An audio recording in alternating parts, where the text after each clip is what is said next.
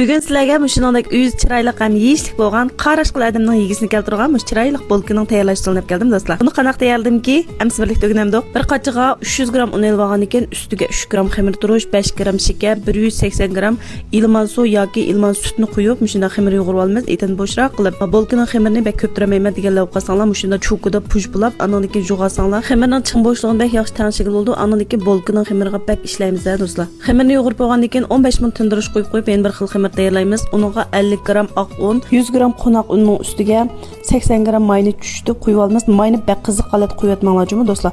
Uning ustiga 20 gram shakar qo'yibmiz. Shunda xamirlarga ekib olgandan keyin, shunda 4 bo'lak bo'lib yumloq holatga ekib oldim. Men xamirni cho'ng kichikligini o'xshash qilib, shunda 4 bo'lak bo'lib olgandan keyin buni zo'l qilib, yumloqlab olamiz. Yumloqlab olgan xamirni bo'laqmatni xamirni ochgandek echib, bayatini tayyorlab olgan, qo'noq un bilan tayyorlab olgan xamirni ichiga silib, mant tukkandek tugib olgandan keyin, hamda bu xamirimizni shunda echib olamiz.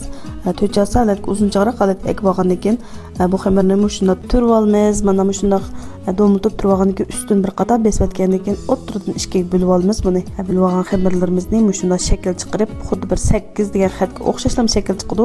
Musholatda shakl chiqarib tug'asak bo'ldi. Xamirlarimizning hamma musholat ekib olgandan keyin lislarimizga chiroyli tizib, ustini bir qator maylab 20 minutdan yarim soatgacha tindirib olamiz. Tindirib olgan bolkalarimizning yuziga hamda tuxumning oq serig'ini aralashtirib bir qator surib olamiz. Paqroq chiroyli chiqish uchun.